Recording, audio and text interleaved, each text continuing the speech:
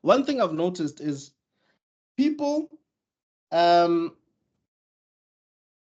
been competing with Marvel, right? For the most part. Yes. But these smaller franchises have been competing with Fast and Furious. I see it with Mission Impossible, and I also see it with Bad Boys. Like, have you noticed that Mike Larry all of a sudden is like, he's kind of like Dom. He's a bit Domish, if that makes sense. Watch the new one. I still have to watch it. But No, even if you watch the third, I haven't watched the new one. I saw this from the third one. Okay, no. Number 3 is 100% not just stealing, it's a fucking mugging. Fast and Furious 3, 100%.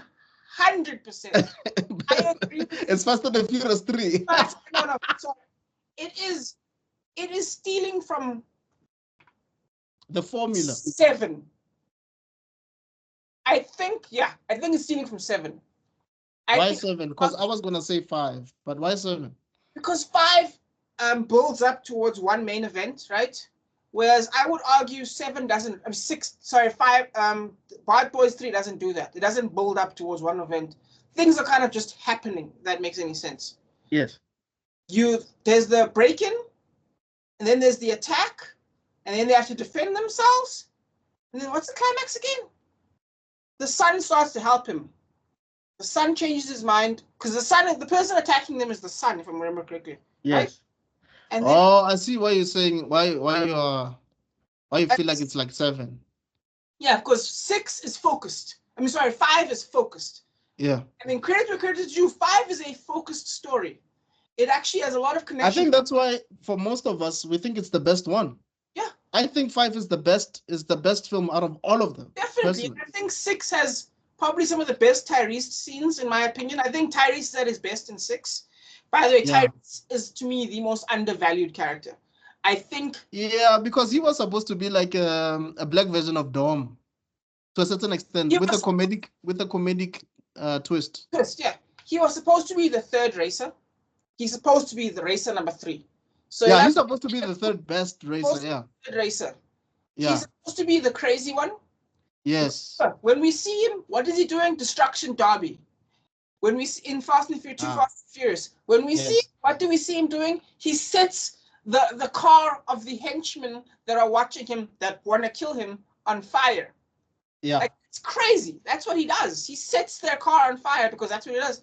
And then remember, when they put the attachment on the car to fire that guy out the cannon, to fire the car the one seat away, Paul Walker doesn't, but he totally jettisons his guy. That's in Too Fast, Too Furious, right? It's not Too Fast, Too Furious. Yeah. And in the 5th one, like is it the 5th one or is it the 6th? I think it's the 6th. He jumps on a flipping tank, you remember? Yeah. So for me, like, he was supposed to be Linus. If you remember Ocean's 11, there was Daniel, Rusty, then Linus. Yeah. So it was basically it was okay, obviously since The Rock came, he was gonna be number 4. So it was Dom, Brian, Hobbs, then Roman. Roman is basically the next leader. That's why it's even suggested in the 10th one that he actually becomes the leader in the 10th one. Really? So what happens in the 10th one? Remember what I said. A lot of films are copying the MCU. The part 10 of Fast and Furious is basically Infinity War. Okay. Yeah. Because the team split up. Yeah. The team split up, and then obviously it's like you have Team Tony and Team Cap and whatever. So it's like you have Team Dom, and then you also have Team Roman. Oh, okay. Interesting. Because again, see, the problem is that I have, right, is for me in number 5, right? That's when I felt like it started undermining him. Because at first he's the crazy guy, like I said, from number 2, right? Yeah. So in number 5, you'd think to yourself, the guy that's blowing up the fucking wall would be him or something like that. Maybe make him the demolitions guy. Instead, they gave it to the two Mexicans. You know what I mean? Are they not Brazilians? Sorry, the two. I don't know. I'm sorry, I don't know either. They're from 4. It's not the first time we're seeing them. They're from Fast and Furious 4, the opening heist.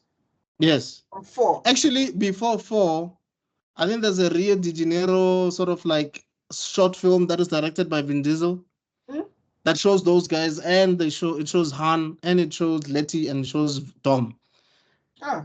So it's like it's a continuation of that small film that they did into the beginning of 4.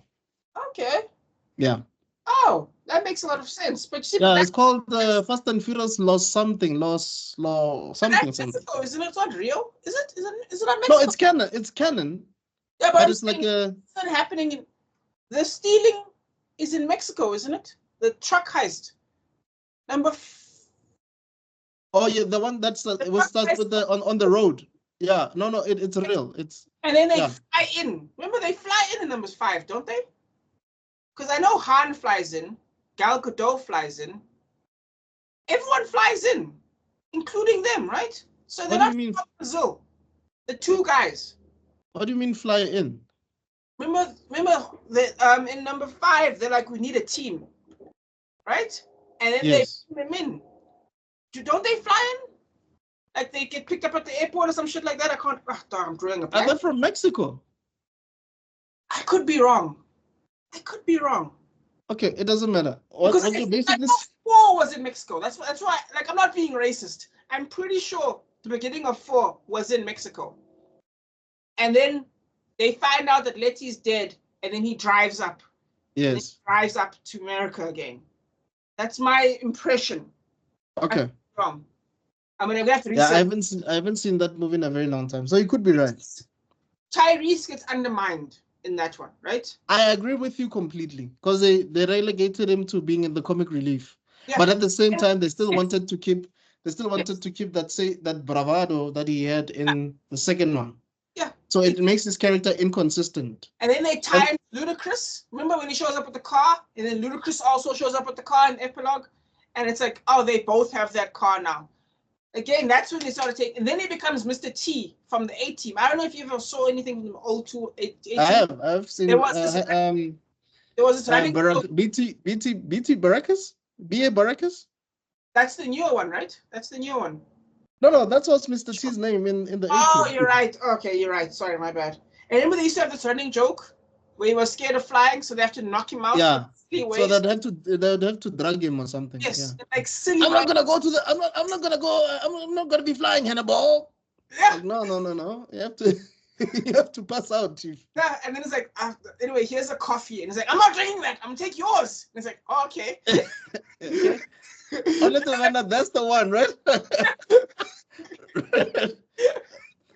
Dude, when it comes to strategy, Hannibal was on another level. But the point is, they were making Mr. T look silly. Tyrese is that number 6.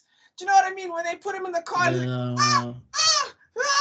Yes. In fact, was that 7 or 6? It was 7. It was 7, but it was for laughs, though. It's like for laughs. So they had a formula. I think they have noticed that they had a formula. Yeah. Letty is Nala, basically. Yeah. She's the female alpha. Yes. Also a second in command kind of like character. Yes. Right? Dom is Mufasa. I'm not even gonna say Simba. Dude is Mufasa. 100%. Alpha, everything. Brian is second in command, dog. Yes. Without a shadow of a doubt. Exactly. Hobbs is the other alpha. Yes. But he's not officially part of the team. He's not a part of the team. Yes, he's the Green Ranger in the beginning, in the first. Yes, he's the Green Ranger. He's the Green Ranger.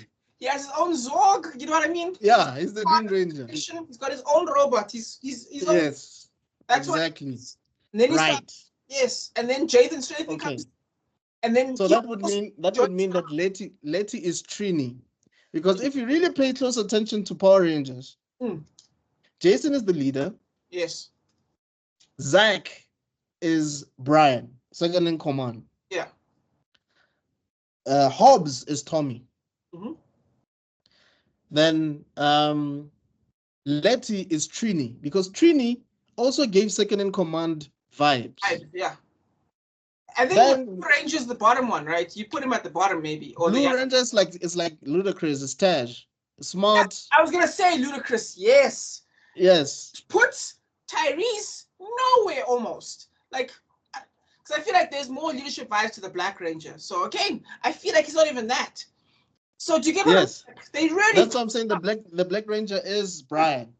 Yeah. So Taj, they changed him from being a mechanic and added a whole IT thing to it. And then in number 7, they made Ludacris able to fight people. Yes. So now, what does... Funny enough, in the 10th one, him and Ludacris actually fight each other. And Ludacris wins. You're lying. Okay, I need to watch this. I'm telling you, bro. I'm getting angry now. They fight because they've always had like that whole brotherly thing going on. Yes, of course. But Ludacris was just tired of it. It was like, dude, you've been at it you've been at me for years. They tussle, like those kind of like brotherly fights where nobody gets involved. It's like, okay, they need to like sort it out. Dog, Ludacris kicks his ass, dog. That's another dog. And then Ludacris, in my opinion, he's in his at least in the TV series. I mean, in the movie series, by now he has to be in his 40s in terms of movies. Right. So a lot of the cool things he does by movie 8 and 9 are a lot less cool. Now it's weird old man things. What are you doing? Do you know what I mean? Yeah. I feel like they to. He should be like Jeremy Renner, Hawkeye, in is it Infinity War where they go to his house? It's Endgame. Yeah. Oh, when they go to his house, that's Age of Ultron. It's an Age of Ultron where they go to his house and it turns out he has an entire flippin' family and a whole other life. Yeah, it's Age of Ultron. Like they should tone him down and then maybe push things. It turns out he's got his own thing going on, and they should give Tyrese more. It sounds like what you're saying is maybe they do in number 10, so I need to rewatch that to see if they redeem my homeboy, but I doubt it though. They sort of try to redeem him, but wow, man, it's my biggest gripe about Fast and Furious movies, and I made this review like before we even started this podcast. It's always about Dom.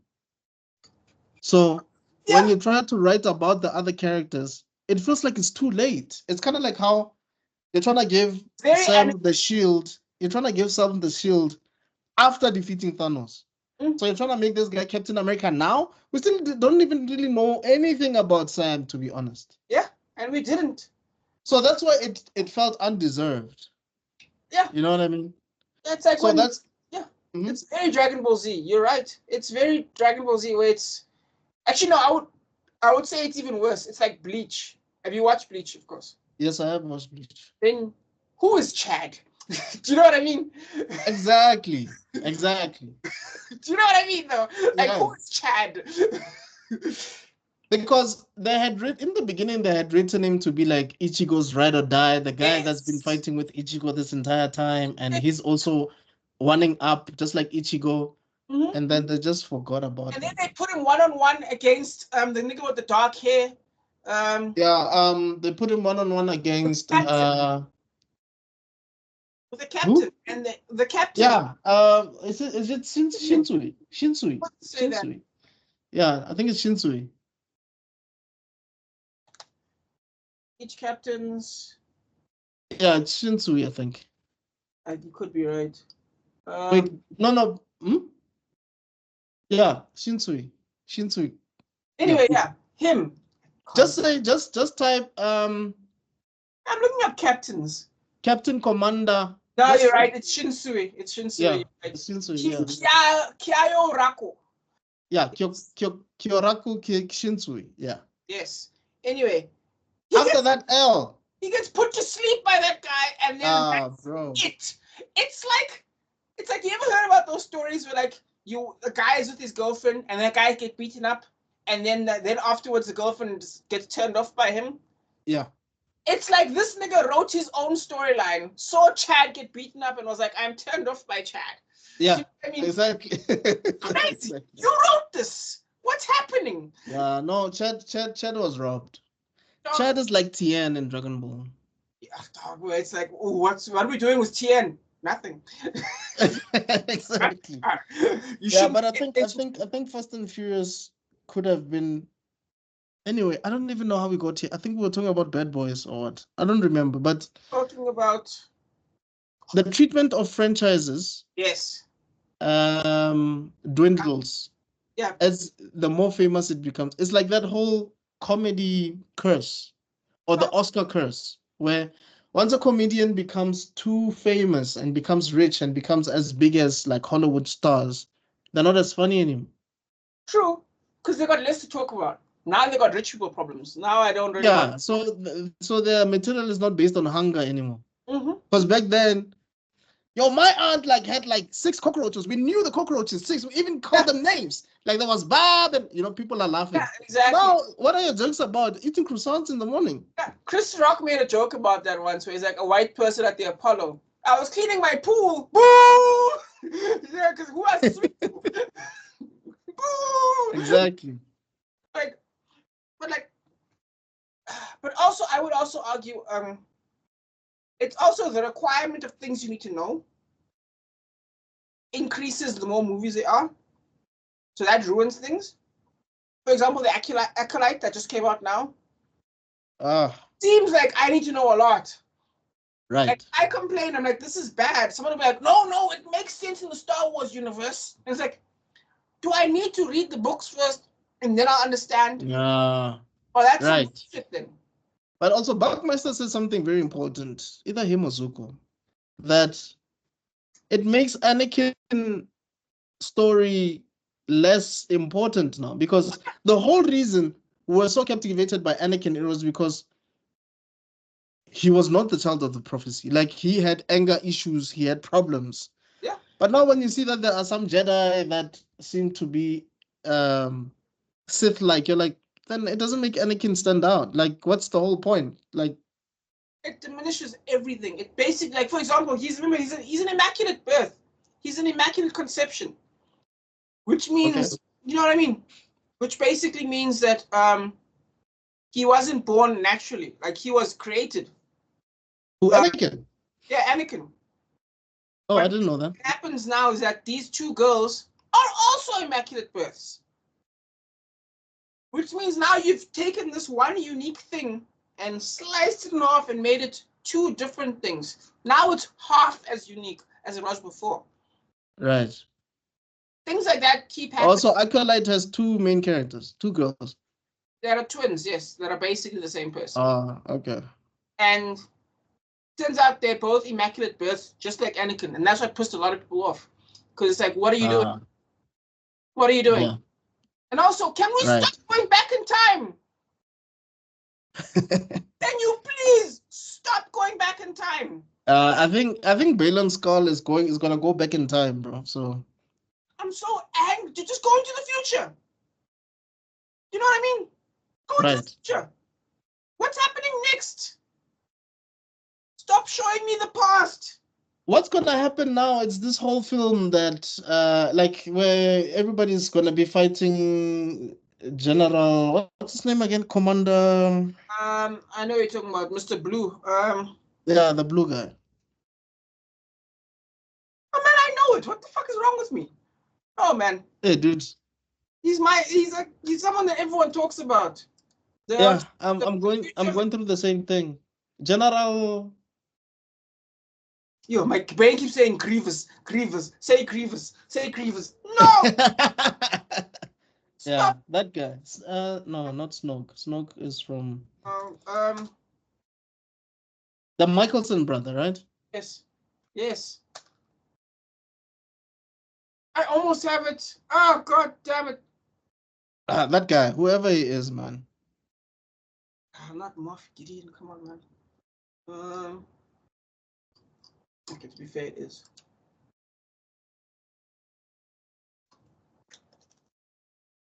Yeah, him. I refuse. I will get this. What are you Googling? Ahsoka villain. Oh, Ahsoka villain. Okay. Baylan Scroll. No, man. That's. No, Baylan Scroll is the guy I was telling you about. Yeah, I know, exactly. Fuck, and I see his face now. I'm looking at his face. God damn it. Grand at Thrawn. There we go. Thrawn. One syllable. Yes. 1 syllable, guys.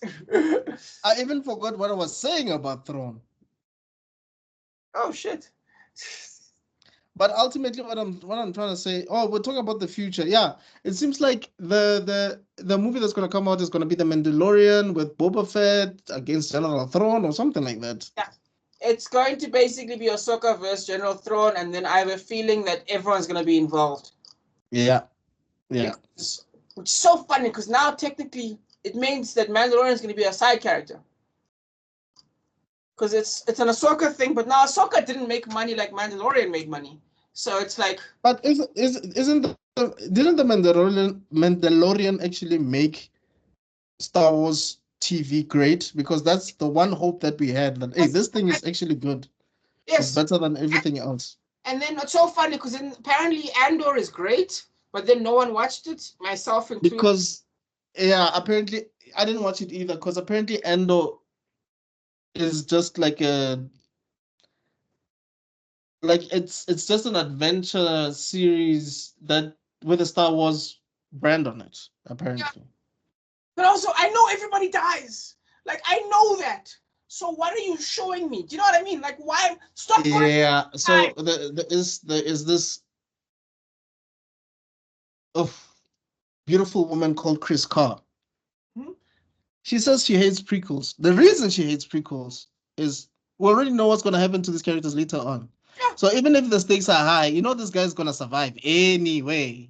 When he's going, oh no, I'm going, don't worry, buddy, you'll be okay. Don't worry. You'll be fine. And that's why Black Widow didn't work. Because we already knew what was too late. But yes, I agree with you. Yeah, no, I think Marvel did not have enough confidence in its own female protagonists to make a solo. Yeah, because why are you only doing the first female superhero solo film in between Infinity War and Endgame? Yeah. Why after she's dead? And no, not even. I'm not talking about Black Widow. I'm talking about like the first time you have a solo film about a female superhero. Yes. Is in between Infinity War and Endgame. Obviously, that movie is gonna make $1 billion at the box office. Easy peasy billion. Because and then they lied to us and said, "Oh, there's parts that are involved in thingamajiggy." They weren't. They lied to us. No, they were not. Dog, she was barely there. Yeah, exactly. Yo, they lied to us hard, eh? But they lied to us about a lot of things, dude. I mean, they also lied to us about Hulk in Wakanda running. That didn't happen. We saw it in the trailer, but that did not happen. You're right. Oh my God, you're right. I remember that now. Because Bruce was in the Hulkbuster, right? Yeah, that's what that was. Hulkbuster. Yeah, he was not running as Hulk in Wakanda. Oh, got me angry now. Yeah. But there's a level of movie. Oh, fuck, dude. That's why I like Mila Djokovic. Because she like has a lane of movies, right? Where she's like female lead and she proves it by making money each time. Do you know what I mean? Yeah. She makes money each time. And then no one's like, should we pay attention to that? No. Close your eyes. Let's not give her a little bit more money so she can like make a little bit more. No. I'm actually surprised that she was not in the MCU or in the DCU. Actually, I think she would have been better in the DCEU than the MCU. I mean, like she can be funny. Why not include her? Funny. Huh? No, I know she can. I mean, she did like she did a romantic comedy called You Stupid Man. She's in Zoolander, I think. Zoolander 2, I think. Really? Will Ferrell. And she's like some kind of like supermodel ninja chick. It's really funny. But why not include her in any, unless if she turned down, maybe she turned them down. I don't know. I bet you they didn't offer her shit. I refuse to believe, because the stuff she does is like all over the place, really. So you'll never convince me that she said no. Michelle Rodriguez could have easily been a Wonder Woman villain. Easily. But no. You know what's funny? I actually think there's a bunch of like Hollywood elites, right? That really think the people that we love are trash. Like yes, no, I agree. Mila Djokovic is trash. I agree with you. The people that think Michelle Rodriguez is trash. I agree. Yeah, So I Agreed. think I looked at them and went, ha, "Are you being serious?" That's why I can't, Yes. But because for some reason, they think some of the people that we think are trash are great. yeah, Like, okay, dude, like, honestly speaking, what's so great about Timothy Chalamet? Have you seen any of his stuff? dude, don't even get me started, dude. Don't even get me started. I don't want to see his stuff. I don't want to see him fucking a peach. Apparently, there's a movie where he masturbates with a peach. It's some weird gay movie that like almost won an Oscar or something like that. And I'm like, no, thank you. No, thank you. I'd rather watch Monster Hunter. What's it called? American Peach? I don't know. It's some weird gay movie that apparently was really good, starring him and the guy and one of the brothers from the Social Network movie, the Zuckerberg, the so and so brothers. But basically, yeah. Oh, Armie Hammer. Yeah. Say it again. Armie Hammer. Is that the guy that played the brothers, the two brothers, the Winklevoss brothers, the Winklevoss brothers? Yes. Those two, him and Charlemagne star in a movie where Charlemagne's like a young man and he's like a seductress, something like that like tries to take him, that basically has a relationship with him. And yeah, why would I want to watch that when I could watch Monster Hunter? Do you know what I mean? I'd rather watch Resident Evil and Hellboy. I'm looking at Mila Djokovic's thingamajiggy right now. I'm trying to see what the last. Was she in Hellboy? She was in Hellboy, apparently. Wait, which one? No, she was in Hellboy. I remember her. She was in Hellboy. Selma Blair. Oh, wait, it's the new ones. Yes, she plays as one of the bad guys. She plays as something in one of the new ones. Oh. New ones with Stranger Things guy. Yeah, she plays the witch or something like that, but in Stranger Things guy. What's his name again? Oh, okay. You don't know I Stranger don't know. Things guy? I haven't watched Stranger Things yet. I only know Millie Bobby Brown in there. The guy that plays Millie Bobby Brown's adoptive father. You know him, David Harbour. Who the hell is David Harbour? Jesus. Let me think. You know David Harbour. Let me give me 1 second. Yeah, please share the screen because I have no idea. Gran Turismo movie? What? The Gran Turismo movie? The Gran Turismo movie, actually. Violent Night, the weird Santa Claus movie. What's it called? Oh, the dad in Black Widow. The dad in Black Widow. Captain Russian or whoever he was. Yes. Okay. The Red Russian, I think. Yes. You know David Harbour. He's been. Yeah, I know him. I know him very well. Yeah. Stuff you know, you just don't know. You know. No, I think we have spoken about him before. I think we were doing a movie with him in it or something like that, and we were mentioning some of. I think we mentioned that he was in. What's that movie with Denzel Washington? The Equalizer. I think the first Equalizer is in there. Yes, as the side character, as the sidekick or something like that. Yeah, as the sidekick. Yeah. Yeah. Is it not John Wick? No, it is Equalizer. I think you're right. The thing is, the first Equalizer has John Wick vibes. Oh no, they're basically the same. No, because even the villain movie from different directions. Even the same villain, even the villain kind of gives you the feeling that it's the dad of the Russian kid that killed the John Wick's dog. Like they're similar. So this man was in Extraction. Okay, that one I didn't even know. He was in Suicide Squad, the first one. As what? In Suicide Squad? Yeah. What was he in Suicide Squad? In Suicide Squad or the Suicide Squad? The first one, the one that everyone hates. Who was he in that one? Dog. Let me see here. Dog. I'm really trying to remember. I'm like, Dexter Tolliver. Who the hell is that? I have no idea who that is. I watch Buck be like, oh no, he's in comic version issue 8. Like, what? Maybe he was the one of the CIA agents that were talking to Amanda Waller or something. Yeah. In that weird scene where he has to explain, like Amanda's like explaining things like 3 times. Do you remember that was like a weird thing where like Amanda explains the mission like 3 times or what the Suicide Squad is. Was she? Did she do that 3 times? At least 3. Was it 3 times? Okay, there was the one time she did it at a dinner. She was like eating. Yes, that's where David Harbour is. It's like when they get steak together. Yes. And then she does it again at a meeting with the CIA or whatever. The government. Oh, yes. And David Harbour's in both scenes. That's where he is. Oh. He is. Yo, remembering weird things. And you're right, it is the Equalizer, not John Wick. You know what? I think it was a different guy in John Wick. The guy I'm thinking of as the David Harbour character is the guy. Is it the Batman guy? No, it's not him, even though it looks like him. Batman guy. You remember John Wick? The first John Wick, the guy that's the Rush, what's his face, the sidekick? The one that speaks English and he's like, oh man, speak English, bro. I can't hear anything you're saying. Dean Winters.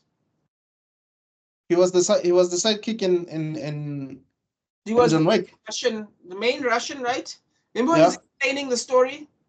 And he's like, who's John Wick? And he's like, yeah. And then that guy that's basically helping him, that's who Dean Winter is.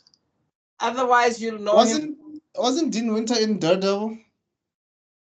Because I think it was the Kingpin's right-hand man as well. Different guy.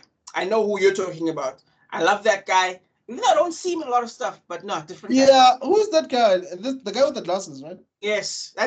He was so good in Daredevil, dog. He was so... The way he dies is actually shocking. Like... In Daredevil? Yeah, in Daredevil. I only watched the first season of Daredevil, and he does die in the first season, right? Yes. Yeah, I just don't remember how he died, though. After kidnapping the girlfriend character, the assistant, he basically puts him in an interrogation room to like try and intimidate her. Yeah. And like puts the gun on the table, and then she grabs the gun and shoots him with it. Oh yeah. I think that's the only grab I had about Daredevil is that there's a lot of characters that seemed to have that it seemed like they needed more time in the show, but they died early. Like the journalist, for instance. Oh, the black journalist. Oh, the black journalist. But it was good because it was shocking. Do you know what I mean? Like, and it was meaningful because it was one of those like Game of Thrones deaths where basically what happened, where it's like, what do we do now kind of deaths. That's what I liked about it. Oh, dog. Okay, the only thing I can think of is Brooklyn Nine-Nine. That's the only thing I can think of that you might know him. Did you ever watch Brooklyn Nine-Nine? Can you share your screen? I don't know who you're talking about. Maybe if you show me. Dean Winter guy. Brooklyn Nine-Nine? Did you watch it? I know Brooklyn Nine-Nine. Do you remember there was that one sleazy cop, they called him the Vulture? Because he used to like take the credit for everyone. He wasn't a part of the team, but he'd show up every now and then. No, I don't. Damn it. Okay, let me see if I can. Let me check then online quickly. No, let me I'm looking it up. Dean Winters. Here we go. Start sharing.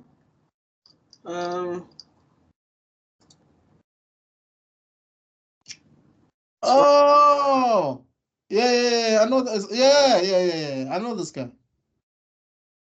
Okay, it must be an old photo, but yeah. Okay, now I'm showing other people. But yeah, Dean Winters, he's such a cool guy.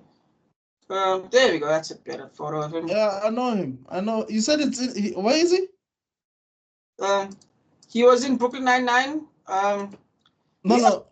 How did we even talk about him in the first place? About sidekick characters that are next to them. We're talking about sidekick characters that are next to the villain.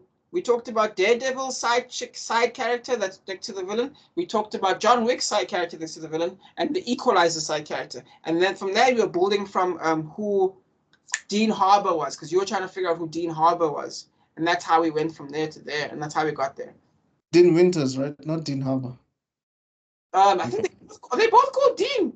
Or was it Doug Harbour? Give me a second. It's David Harbour, sorry. Dean Winters, Dean Harbour. It's all good. Yeah, and then we got from there because we were talking about Black Widow, and then we went back from like. Basically, we were just talking about the inconsistency of franchises, how they can dip in quality, or how they can actually go up in quality. But basically, what I was ultimately saying is these franchises are either trying to copy Marvel or they're trying to copy Fast and Furious. because both of those franchises worked to a certain extent. I mean, at a point, I think Fast and Furious broke records for being the fastest, like in terms of opening weekend.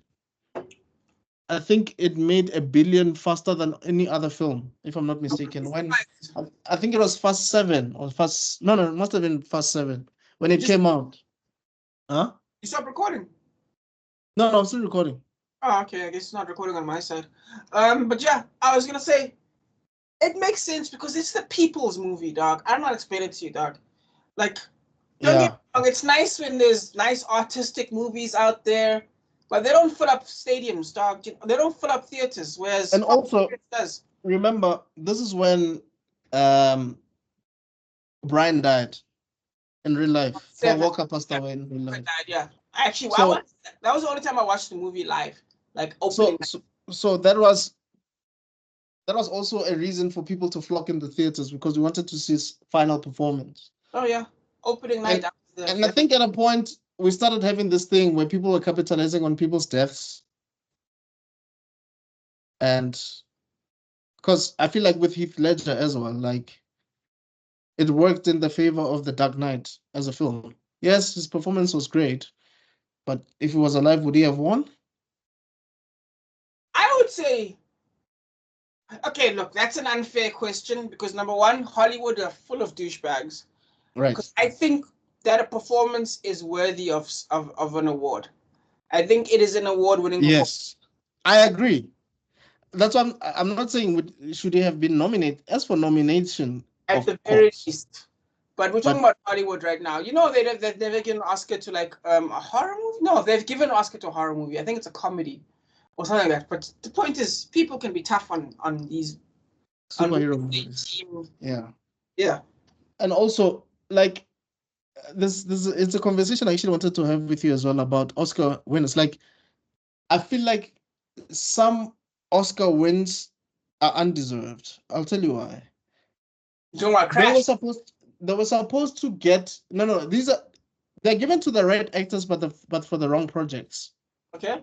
I'll always say to this day, Will Smith actually deserves an Oscar for Pursuit of Happiness. Like, that is the Oscar that I should have won for that role. Yeah.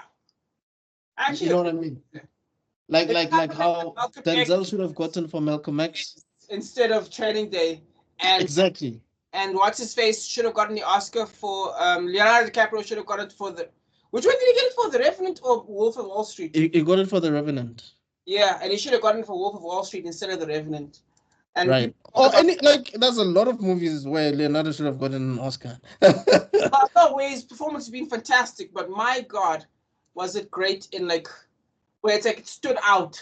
I think I genuinely think Samuel L. Jackson should have gotten for Django, but that's what I think. Best supporting actor. Yeah. That was a masterpiece of a role. That he should have won that. He should have won that. No question, no doubt. But let's just talk about sequels and what gives them boosts. Okay, like for example, like we talked about 5, it gave it a boost, right? And I think Resident Evil made a mistake because they never changed up I think they changed up the formula too much. I think that's why that never got a boost, even though it still made money throughout. Okay. If you know what I mean. Because they had a different director almost every movie, number one. Mm-hmm. I haven't seen those movies, remember, but I'm hearing it. Oh, okay, fine. Which ones have you seen? That's just like in terms of franchises. Yeah, what franchise have you actually? We spoke about. I've seen Lord of the Rings, Harry Potter. I've seen Mission Impossible. I've seen. Okay, Godfather. Mission Impossible. What started this whole conversation? Yes, it started because we were trying to figure out why Reckoning was not getting anyone's energy. Yes, and after Fallout was like nearly a 10 out of 10, if not a 10 out of 10 film. Yeah, I agree. It's because no one wants. I'm just trying to think. Is it the same director though? That is a good question, actually. I have a feeling it is, but let's face facts. Tom Cruise is the director of Mission Impossible. From like 3 onwards, Tom Cruise is the director of Mission Impossible. He is Vin Diesel. That's what I'm saying. That's what I'm saying. I think these studios are like, okay, Tom Cruise, you're basically the dome of Mission Impossible. Okay. Will Smith, you're the dome of Bad Boys. So make these things work. Let us have the same success as Vin Diesel in these franchises. And to be fair to them, a lot of the times they earn that. You know what I mean? Because Yes. it turns out they have the most energy out of everyone there. Right. I Has Tom Cruise won an Oscar? would hope for Steel Magnolia, but I don't think so. No. Oh wait. Yeah, no. Nominated for 4 Oscars, but not won any. Let me tell you what the 4 nominations are, because I just happen to be on Tom Cruise right now. I hope A Few Good Men, at least. I'm assuming Steel Magnolias. I guess A Few Good Men would make sense. Okay, here we go.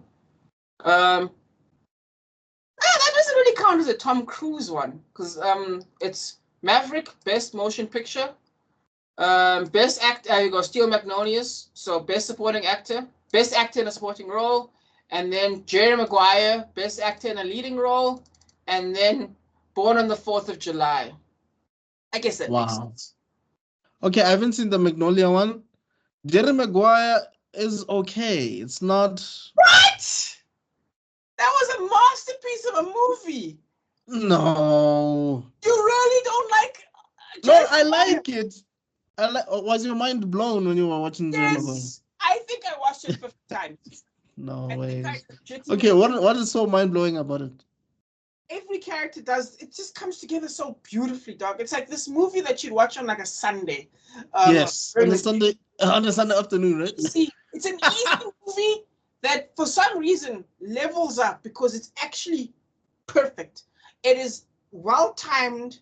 It is like, you know, when Maybe you play, maybe it's because I watched it after Entourage, because I realized that Ari Gold's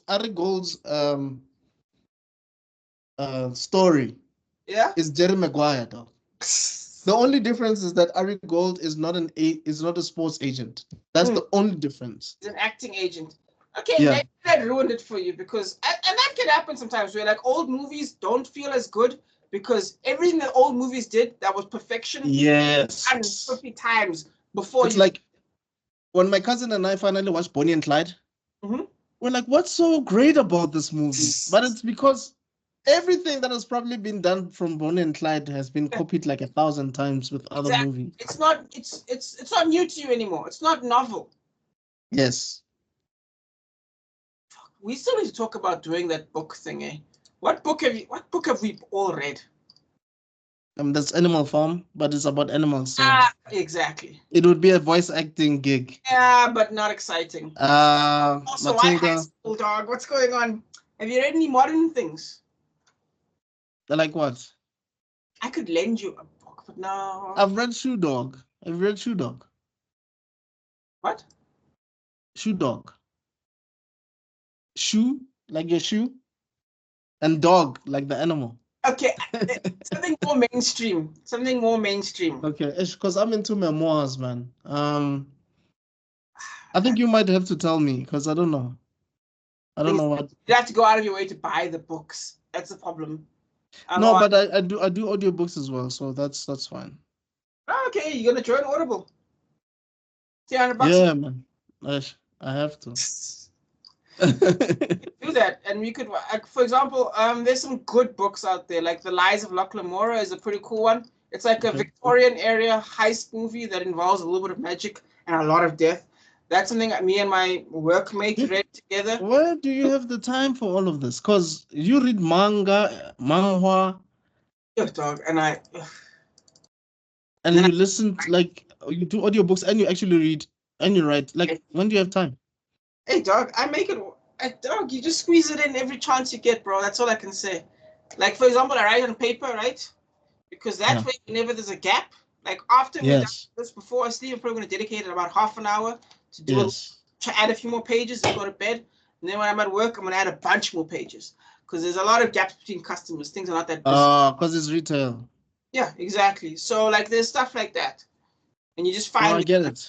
Someone asked me the same question, actually, that I'm asking you. They were asking me that question.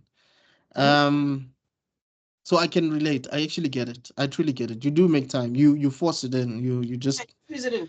Which is why sometimes I feel bad because, like, sometimes you want to help someone with something, right? And you realize I can't make the time because I don't. Yeah. I don't. Trust me, I understand. That's why for me, I just basically dedicated like weekends. I basically dedicated weekends to editing and stuff. Yeah. Emotionally, you're not there for it, man.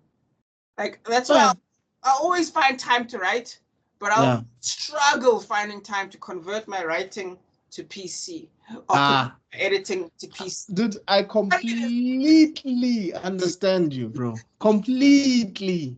That's why I started outsourcing. I'll just outsource because I'm like, I can't do this. There's only so many fucks I can give, and I'm running out, dog. No, for real, though. I'm suffering a deficit of fucks. But going back to franchise, I mean, Star Wars also. Star Trek by J.J. Abrams, I've watched. Terminator. And how many Star Treks are there now? It's still only 3, right?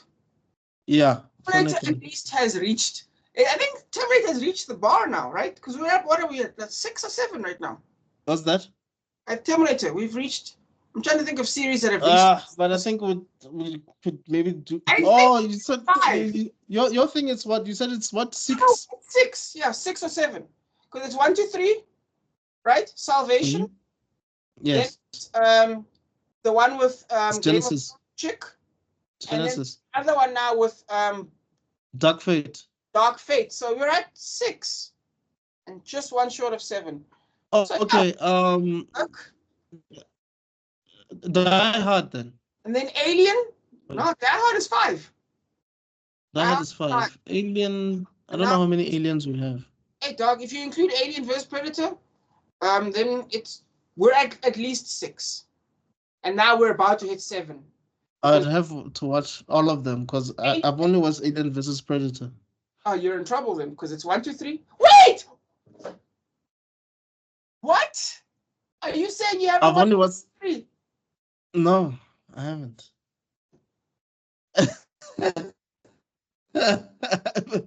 But there's also like X-Men. I'm tired. Okay, the MCU we spoke about. These are masterpieces. These are okay. To be fair, number 3, even David Fincher hates it, even though I feel like he hates his own movie too much. But to be fair, there's a long story behind that.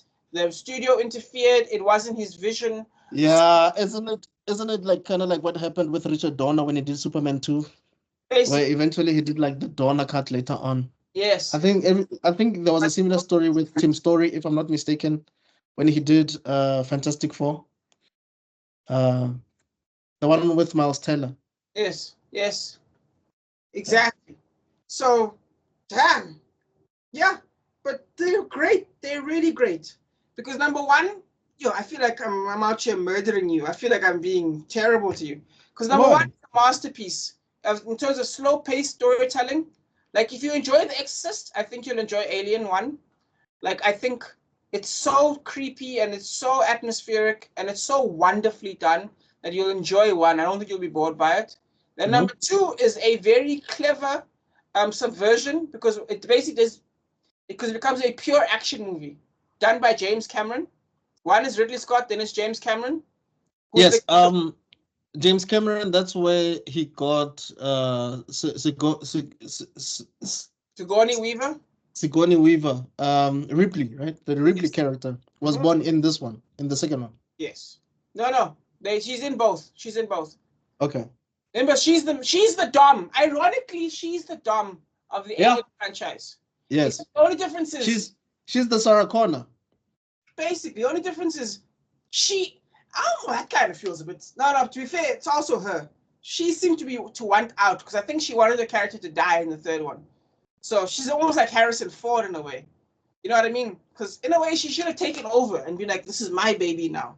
Like, normally what do you mean she's Harrison? Oh, because there's a Luke Skywalker. Huh? No, because Harrison Ford wanted out. Remember? Harrison Ford wanted to die. Oh, you mean in Star Wars? His character to die in Star Wars, yes. Oh, okay. Because he wanted out. That's my point. Because Sigourney basically wanted out and she killed the character. So she's not like Dom. Kind of like Sir Alec Guinness in Star Wars. Basically, where he's not the one pushing the franchise like Dom is. Like Vin Diesel. Dude, like he wanted to die He even died in A New Hope. Like he was just done with this thing. Like, why did you join then? Why did you be part of it? Why What were is you part of going this on? thing? Yeah, what is with this energy? What's But your problem? I get it. We're nerds. I get it. It's whatever. Then so my point is, yeah, 1, 2, 3. Then the third one is like a weird side story almost, but it ends. Imagine it goes from small to massive to smaller again. Perfect example: Chronic of Riddick. Chronic of Riddick. The Pitch Black or whatever. Pitch Black. Small. Chronics of Riddick, and then what is it called? What is the third one called again? Riddick, I think. Just Riddick. I think it's just Riddick. Yeah, you're right. So, Pitch Black, Chronicles, Riddick. Aliens 1, 2, 3 do the same thing, and then you get a fourth one, which was written by Josh Whedon. I don't know the director's name for that one. It is a weird version of the story, which is fine. And then there's Prometheus, right? It's also part of. And then yeah, well, basically after the fourth one, everything kind of ends, and then we kind of get Prometheus, which is technically a prequel. Yeah. Yes, it's a prequel. But it turns out they've known about the aliens for a while, or rather, that's the first actual encounter. The first actual encounter with aliens is there. And then after that, it is... Yeah, because that movie for me didn't make any sense. I watched that one, but it just didn't make any sense. It's a bad movie. Is it bad? Okay, it's a bad movie, but it's visually stunning. Yes, it is visually stunning. But because Michael Fassbender was in there, but he was like a machine or something. Exactly. It is visually a masterpiece. But ironically, watch the first 3 movies, and I actually think there's an element that's missing there of dirt. There's this griminess that is just in the... Remember how we talked about Street Fighter? It's too clean, man. Like, it's just way too clean, that movie. And you remember the Street Fighter discussion we had about the set design? Mm-hmm. What did we say again about the set design? About how detailed it is. About how they don't make sets like this anymore. Right. With number 3, it's too clean. It's like, what minimalist nonsense is this? With Prometheus? Yeah, didn't they live here? But here's the thing. I think these directors, what they do is they try to replicate what Kubrick did. Because I feel like, even though I haven't watched 2001: A Space Odyssey, it kind of felt like it was 2001: A Space Odyssey. I know exactly what you're talking about. I know 100% what you mean. But that doesn't make sense, because this is the man that basically subverted that. Do you know, he wrote Blade Runner. I mean, yes, but he made Blade Runner. And that one, it is considered to be one of the first cyberpunk stuff ever made. Yes. And I feel that to this day, everyone's still copying that. Do you know what I mean? Where it's like, yes, that's true. With you? Like, but that's the thing about, like, for instance, Frank Miller. Frank Miller changed, okay, him and Alan Moore, but he changed how Batman, because Batman was campy at a point, right? Especially after the 1960s TV show. So Frank Miller made him dark again with The Dark Knight Returns. Yes. And Frank Miller then he did Year One. So he was like this big guy who was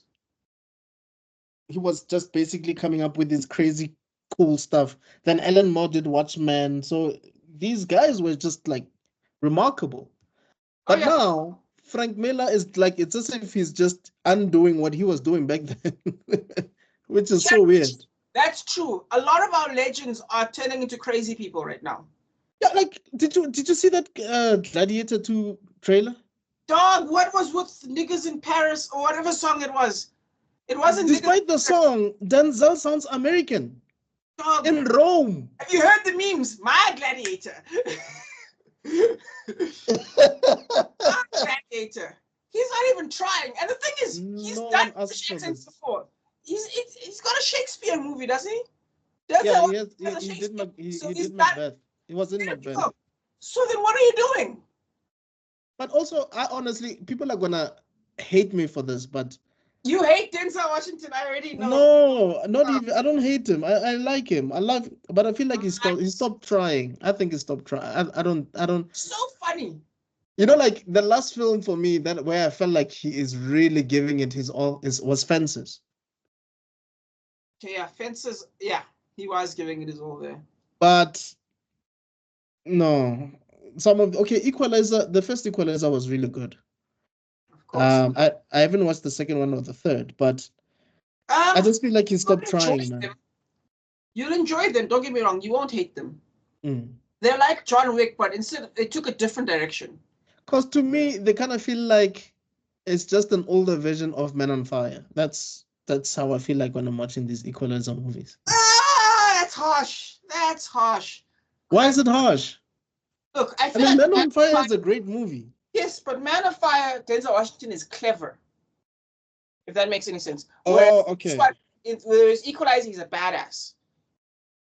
And there's a difference. There is a difference between just being clever and being a badass. Wait, you don't think that the Equalizer is clever? He's more of a badass than a genius. If that makes sense. Like, I feel like this level of cleverness, built of experience, that makes Equalizer so special. Whereas in the other one, he's more just a badass. And I feel bad saying just a badass. But in a way, yeah, he is just a badass. It's because you haven't watched the other ones yet. That's why. I feel like it's not connecting. Okay. You haven't watched the other ones. All right. In the other ones, he just kind of shows up to places and beats people up. In the first one, he does like John Wick. Exactly. Because I wouldn't consider John Wick a smart character. He just has plot. It's just plot armor, bro. He could have been like, eventually this nigga, in the second one, he'd be like, eventually this nigga will leave this house and I'll shoot him. Do you know what I mean? Yeah. But he never did that. So he's not that smart. He's impulsive, and that's fine. Him being impulsive and him wanting what he wants now works. I think that is a character trait that kind of makes sense for John Wick. Right. That's not what I'm saying. Whereas in Equalizer, that the cleverness, remember, he has to think things out a lot of times before they happen. Isn't that being a genius? Yes, but in the second and third one, he just kind of shows up to places and then beats people. See, this is what I mean when I say it's like stop trying. That's the director's fault as well, though. But I do hear what you're saying. What did you think of Two Guns? Also, I think also Denzel. I think he's like sometimes when I see him in certain movies, I feel like he's just doing this because like his performance is just like I'm Denzel and you guys say I'm great and I know I'm great. That's it. I'm just being honest, bro. No, I'm not. It's not just him. There's a lot of actors who have given me the same. And I remember I was speaking to my cousin about this one who was still in high school, funny enough. And you know what my conclusion was? What? Some just do it for the money, bro. They're not doing it for the passion. Like this specific project that they're part of, they're doing it like Nicolas Cage. Remember, you and I have spoken about how Nicolas Cage at a point was just doing anything. He went bankrupt. Yeah. Yeah. $50 million, if I remember correctly. So I think when he was doing stuff like Bangkok Dangerous. Yes, it was that time period. Yeah. And you remember Next? And the thing is, when we were watching these movies, we expected a lot from Nicolas Cage because it's Nicolas Cage. Yes. So that's how I feel like with Denzel. Like, who talks about Magnificent Seven? Nobody. Oh, yeah, I'm even surprised I remembered it before you even mentioned it, yes. Like, for example, right now, it feels like Carl Urban is working up a sweat. Do you know what I mean? Like, this nigga's trying everything he can. And yeah, which is not good, because, I mean, at a point, he was on a roll. I mean, he was in Star Trek. I mean, he was a role. I mean, think about it, okay? Judge No. Like, I'm talking about, like, when he was at his peak. I mean, he was in Red.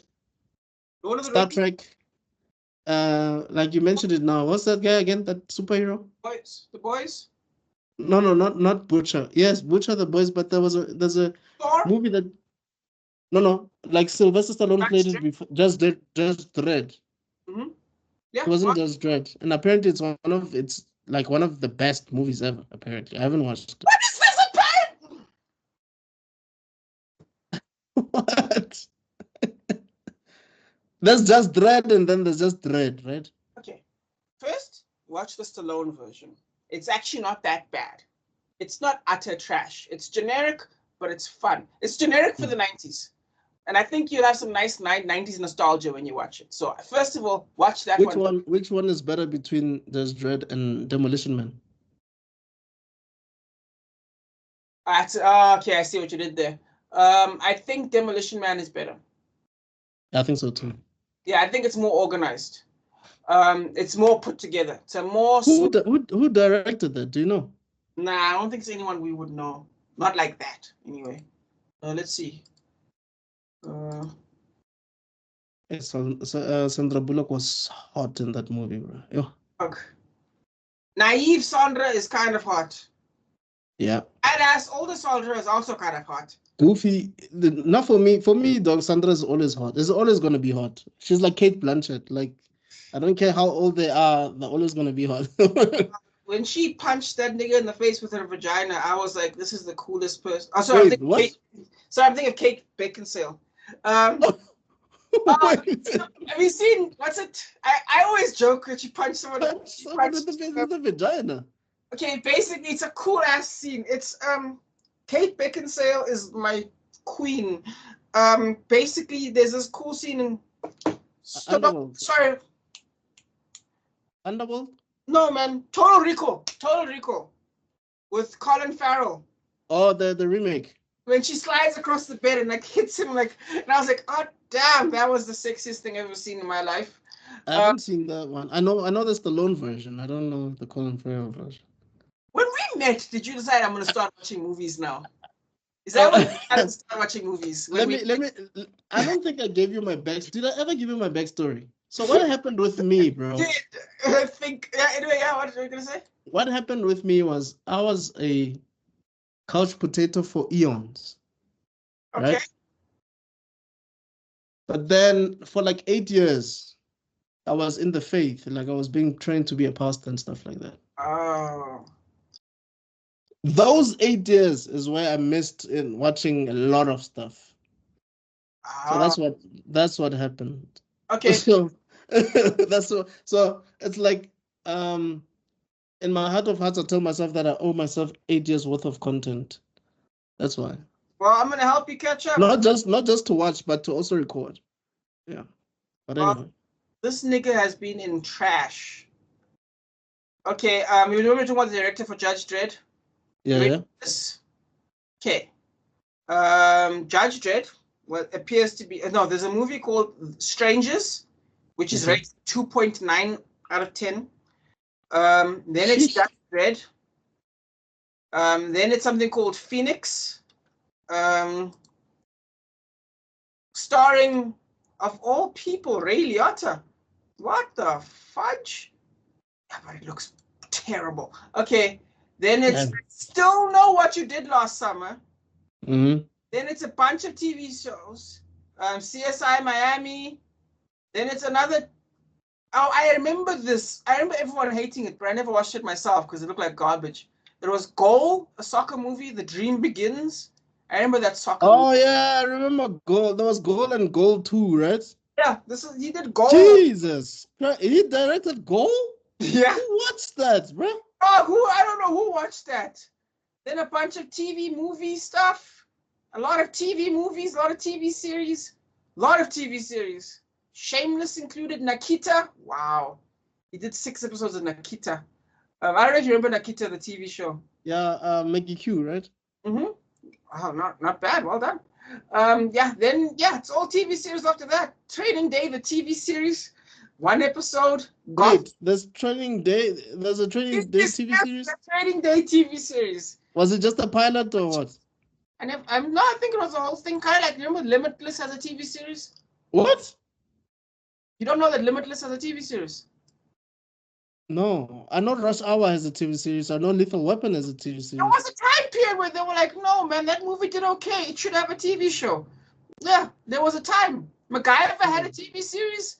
No, I know MacGyver. I mean, MacGyver is a TV series. No, Initially, it was a TV series. Then there was a movie, right? Yeah, and then they made a TV series out of that, and yeah. So I mean, look, Mission Impossible is based on a TV series. Charlie's Angels is based on a TV series. True. Right? The Equalizer is based on a TV series. Fall Guy is based on a TV series. The other way around makes no sense. But yeah, yes. Pennyworth, he basically did all of Pennyworth, 20 episodes. And then he did Gotham Knights, 1 episode. No wonder, so that, not good. Not good. I was, before actually, like when I was coming back from work, I heard that the guy who directed Deer Hunter like directed flops afterwards. Like I had no idea. So I guess some directors are like they like do one really good movie and then the rest is And just they not. vanish, yeah. But there's something that Kevin Smith said because I was just like binging a lot of Kevin Smith Yeah. podcasts. It's always about He Bruce Willis, the ones I've seen, yeah? he says that because he's an independent film director ultimately because he directed Clerks with basically nothing, almost nothing there. Yeah. He says he's not Christopher Nolan. Like if you because when he did Mallrats, he had a bigger budget, but it flopped. And then when he did a movie after Mallrats with a smaller budget, it blew up. So there's some directors I think who have a certain niche, and they are not even aware that that's their niche, if that Oh, makes yeah. sense. Like M. Night Shyamalan. I think Yeah. he's got a space in the market, and I think when he tries to escape that space, when they give him lots of money, Yes. it falls apart.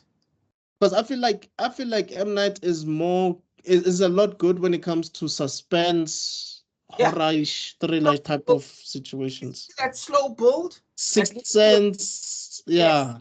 Split. I feel like Signs was overhated, but I understand why no one loved it.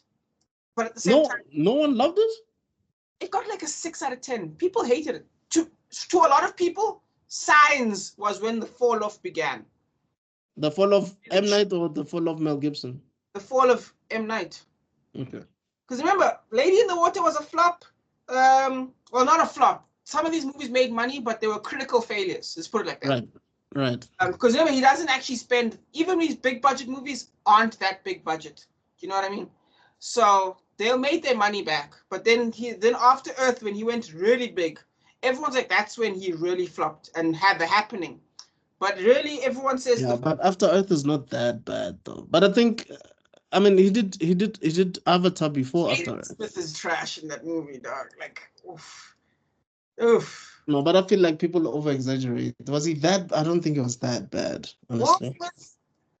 To me, Will Smith is at his worst when he's trying to be super serious. Like, you know what I mean? You see, and that's not even true. You know what I'm saying?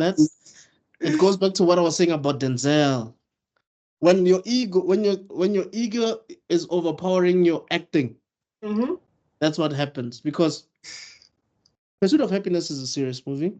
Will Smith was serious in it. Okay, but not all the time. Like he's still charming. He's still maybe I'm using the wrong word. When he's being charming, he's fantastic. Even Suicide Squad. Everyone will agree the best part of Suicide Squad is Will Smith and Margot Robbie. It's Margot Robbie first, then Will Smith. It's definitely not Will Smith first. Feelings about that. It's definitely not Will Smith first. Remember, I think we forget that Will Smith, Deadshot, and Flag are the ones with the relationship. They're the ones with the storyline. They're the ones with the progression of plot. And the only reason Deadshot is even like anything in that movie is because it's Will Smith. Rick Flag was supposed to be the guy the entire time. True. And what's his face? And I love that guy, but he... Is it John Hamm? No, not John Hamm. Jesus, no. I think it's John something. John... Yes, you're right. It's John something. It kind of sounds like John Hamm, but it's not John Hamm. It's like John something. John... Oh God, I know it. I feel so bad for not knowing it. Like, why they put Jared Leto's name? He shows up for like 2 seconds. Why are they putting him in the main cast? It's not him. Because it's the Joker. Yeah, but he's there for like 2 seconds. Come on. Okay, maybe just type in Rick Flag. Hutch? Yeah, what the hell's going on here? I honestly don't even know what I'm gonna name this episode. Yeah. This was sequels. I don't know. We'll see. Franchises. Basically. Oh, fuck. Okay. This again.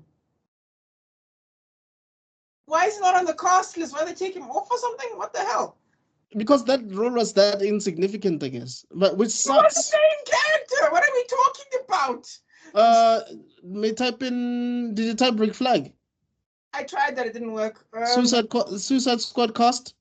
That's why his name is not there. That's why I'm freaking out. I'm like, why is his name not there? Did he ask for his name to be removed? Okay, RoboCop reboot. Wait, I'm already at the Suicide Squad. I'm almost there. I'm in Margot Robbie right now. There we go. The Suicide Squad. His name has to be here. Joel something. Joel Kinnaman. There we go. Joel Kinnaman. Jesus. See, I like to kill a man. Kinnaman. Joel yes. Kinnaman. I loved him in the TV series, What, The Killing? I think that's what it was called. Mm-hmm. Masterpiece of a TV series. He was great in it. Also, Carbon. Do you think he was miscast? I don't think so. Because he really gives that veteran vibe. He does. It's like you genuinely feel like this guy was in the army. I think. But he was overshadowed by. But he was not perfect. I think someone else could have taken that role and done. Who? I mean, I'm thinking of Josh Duhamel or whatever, however you explain it. But Josh and Joel could easily play brothers. So I'm like, nah. Okay, I almost want to say the Punisher, John Bernthal. But you know what? Hear me out now. What if we made it an older character, like Mel Gibson or something like that?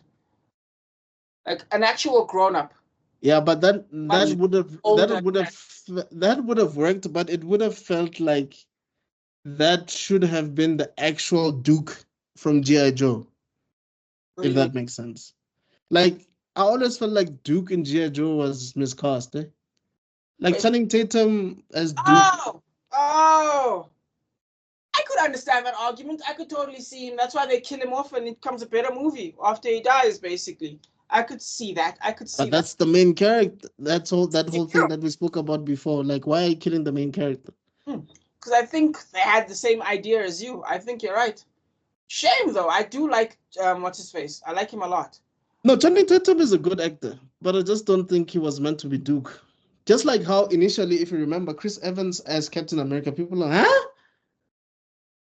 Because Captain America in the comics is huge. Okay, no, I hear what you're trying to say. Like, Captain America should have been Don Lundgren in the 90s. If Avengers was done in the 90s, definitely it would have been Don Lundgren. Like, let's not F around. In the 90s, we still appreciated the big man. You know what I mean? The 80s and 90s were the age of the big man. Yeah, because now the superheroes are Tony Stark. Like, Timothy Chalamet. That's going to be the list of superheroes. What? Saying Timothy Chalamet. No. Watch. No. That's the new future, dog. No. No. You're Tom Holland. Idea, dog. I think if we went back in time, got rid of Joel Kinnaman, and replaced him with Mel Gibson, we wouldn't have had the Suicide Squad. I think it would have been an overall better movie. Agreed. I think that's what I'm saying, that Will Smith was just outshining everybody. Yes. He's too bright of a star. He's so to be in that thing and to have that role. Yeah. And I think, because remember, there's an actual storyline in Suicide Squad. Sorry. Obviously there's the storyline, a main plot, but there's an actual successful B plot. But again, I feel like Joel Kinnaman wasn't the right relationship to bounce off of Will Smith. I almost feel like he's too young. If that makes sense. Yeah, and he's still unknown, man. Yeah. And I don't think he had the gravitas and the energy to match Will Smith. Matt Damon could have also played a great character, Rick Flag, honestly. That's what I think. I think Matt Damon could have played it very well. Because, I mean, he did. Which Matt Damon are you thinking? I'm thinking, did you watch Green Mile? Matt Damon's in the Green Mile. Is it Green Mile, where he was a soldier? You're talking about the Green Zone. Oh, sorry, Green Zone, but it was directed by Paul Greengrass, right? Yes, you definitely think of the Green Zone. Oh, sorry. Green Zone. Bad Matt Damon at all. That is not a bad Matt Damon. That Matt Damon, yes. Or Jason Bourne type. But who's big more? Wait, the Flag I'm thinking of is a Flag with experience and knowledge and control over the situation. Do you know what I mean? Even when things are out of control. Yeah, because that's how he was written. You could clearly see it. Yeah. Yes, he was supposed to be in control. Yeah. He came off almost naive in a way. Not necessarily naive. I feel like it was because of Deadshot. Deadshot was just making him seem incompetent the entire time. That's why I feel like you needed someone, ironically, with more gravitas than Will Smith almost. Yes, I agree. But I could see Matt Damon being a heavyweight. But I feel like, is there an unvulnerable Matt Damon, though? Someone that isn't vulnerable?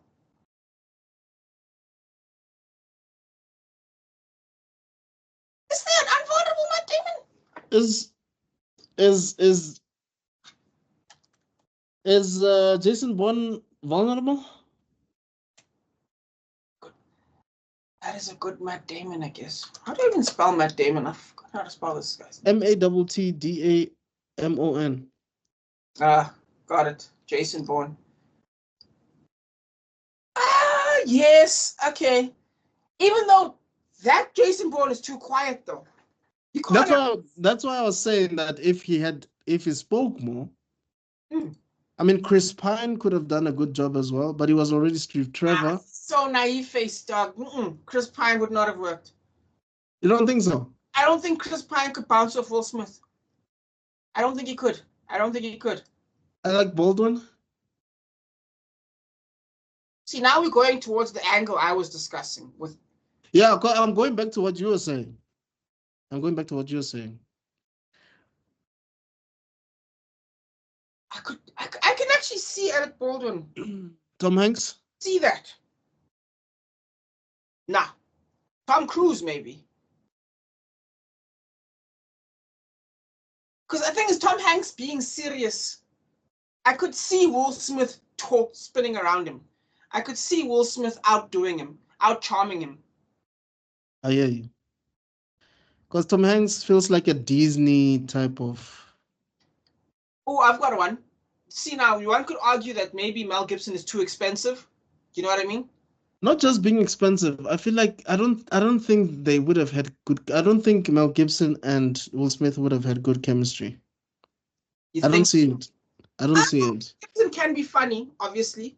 He can also with black men. He can be. Lethal Weapon. I'm thinking of that actually. I don't see him. What about the guy from? Because you need like a Danny Glover to match that level of energy. Sorry, who? Oh no, you were still going, yeah. Yeah, I was just saying you need that. You need like kind of like how Travolta and Samuel L. Jackson like match each other's energy. Yeah. Or Samuel Jackson, Bruce Willis. That's also a good combination. Yes. But yes. But I just don't see Mel Gibson and Will Smith having the same energy. Stephen Lang, dog. Stephen Lang sounds familiar. What did he do? The bad guy from Avatar. No. That guy. That's the definition of a. Yeah, no. That is Rick Flag to the core. Yeah, no, I think you and I are on the same page there. That is Rick Flag to Jesus. This could be a good TV show. This could be a good TV show. This idea that you have, this could actually work. Recasting. I'm liking it so far. But you know who could have also worked if he was serious the entire time? Do you know Eric Dane, bro? No. How do I spell that? Oh, never mind. Oh, the guy from Grey's Anatomy. That's why I said if he's serious. The Grey's Anatomy guy. Hot damn. He was serious. That dude looks menacing. If you can just make him a serious character, it's a done deal. No, apparently, I'm looking at these. I'm like, what movie is this? If you were to make that dude a soldier, come on, dog. But look, I like the idea that can we both agree that gray hair Rick Flag is. Yeah, I mean, I don't think in the comics he had gray hair, but I think it would work here. It would definitely work here. I mean, I know in the cartoons he doesn't. But no, he doesn't. Pretty sure he doesn't. He's older, isn't he? In the comics, he's older. like the OG comics. Well, there's two. Here's the thing. There's two versions of Rick Flag. There's the original one. Right? Yes, it's like an 80s version of the Suicide Squad, if I remember correctly. And then there's like Rick Flag Jr. or something like that, which is played by Joel. Because in the DCU, Frank Grillo is playing the Rick Flag Senior. I want to say you're right. You know Frank Grillo, right? That does ring a bell. You see that guy in Captain America, Crossbones in Captain America? Yes. Oh, sorry. Yes. Yeah, he's basically Rick Flag Senior in this new one. He's gonna be in Superman. He's gonna appear in Superman. Good for him. Good. Again, I always picture. So I think the problem is, okay, here's the problem. Because you have to remember something with filmmaking, right? You have to sometimes, you look sleepy, bro. No, I'm not even sleepy. I was just thinking that maybe you should share your screen, because otherwise the editing is gonna take forever. When we're talking about these people. Yeah, no, fair enough. Yeah, you should not be editing. Because it's a cheat code. It's a cheat code. But I was also thinking about Eric Dane now. Okay. Now. J.K. Simmons? Yes, no question, no doubt. Because again, I think the problem is what we need to do is we need to visualize as I was saying, in filmmaking, you got to visualize the symbology. Like, see it over here? But that's Rick Flag Senior though. Exactly. This is Senior. That's Frank Grillo's character. Yes. Just go down. Wait, go down on the right. On the right. On the image that you just owned. Yeah, just go down. No. The image, just go up. The image that you had selected. Yes. Yeah. Go to the image on the other side. Go down. That one? No. The bigger one. Down. The bigger one than this one. The bigger one. The bigger image. On the other side. No. Just go back to that image. Okay, yeah. Okay, you see that link on the other side? Escapist magazine. Yes. No. The image on the side. The bigger image, the zoomed in image that shows you what you've selected. Yeah, go down. Yeah. You see Frank Grillo. Yes. Yes. That's what I was saying, that he's playing he's basically playing the Rick Flag that we know. He's playing the father of Rick Flag. Okay, fair enough. I could see that working. I mean, that makes sense. But the problem I have, right, is with him, right, is he seems small next to Will Smith. I agree. I think he's small next to Will Smith. But I genuinely believe that he could have actually been in the army. Like, for me, this makes complete sense. Like, yeah, no, I don't. It's as if it's a speech made by someone. Like, it's as if he was really in the army. Like, he's not even acting. Like, for example, I don't think he's a bad actor. Number one. No, it's not bad at all. I don't think he made the movie worse. Mm. I don't think, and I think he fit the role, right? But I think for what they were trying to do. Yeah. With Will Smith. Yes. With Will Smith. It didn't work. Because it's basically, they make a bond, and then he's like, I'm going to let you go when this is done. Do you know what I mean? And didn't really, and let me not say it didn't feel like he was in charge, but it could have felt like he was in charge more. Does that make sense? Kind of like with Hobbs and Vin Diesel. Like with Hobbs pardoning Vin Diesel, like, phew, at least. Yeah, in a way, yes, because in those ones, right, they come off, whether or not you think they're good actors or not, doesn't matter, because they come off as two alphas. Yes. And it achieves its goal. Like, always that whole good actor, bad actor thing, because the question is, do you... Actually, Fast Furious 5 was The Rock's best acting ever. Like... he's one of the best times. It's one of his best performances, because the mission... Because I can never talking as a director. He was definitely acting there. Can you achieve your goal? And he does. Yes. And that's the point. That's the exciting point about that whole situation, is he achieves his goal perfectly. Right. And I think Rick Flag in this one, Joel Kinnaman, could have achieved his goal better. And I feel like I think it was not the best pairing. You can't pair someone like him with Will Smith, an A-lister. Yeah, And that and make the A-lister. terrible to say. That feels terrible to say. Like I could imagine someone taking that badly. But No, okay, maybe the wording is wrong, but what I'm trying to say is you cannot try and make a main character smaller than the other guy who's challenging him. yes, It doesn't make sense. It doesn't work. and it does feel like it's strange. Unless if the A-lister is a villain, that would make sense. Of course, absolutely. You know, like when you're watching Training Day, Hmm. Denzel was bigger than Ethan Hawke. Ethan Hawke, but it worked. Yeah. But here, no, he's not a rookie. Ethan Hawke telling Like Denzel what to do. Rick Flag is not a rookie. Yeah. Yeah. That's a good point. Oof. I'm trying to think now. Yeah, and you know what's funny is, in a way, that's kind of why I think maybe the sequel, I cannot say the main reason, but it's one of the reasons why the sequel works, because John Cena and Idris Elba basically walk all over him. They walk all over Rick Flag. Yeah, if you think about it. No, they don't. Like they kind of do, dog, because they're like, I'm talking about in terms of like for example, the part where they saw where what are their names again? Peacemaker and no. What did you say? That's not Deadshot, because that's Will Smith's character.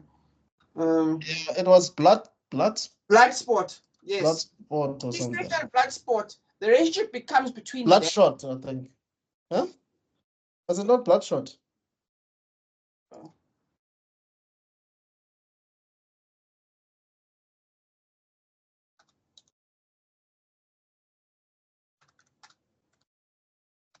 I think is it Bloodsport or Bloodshot? I think it's Bloodshot.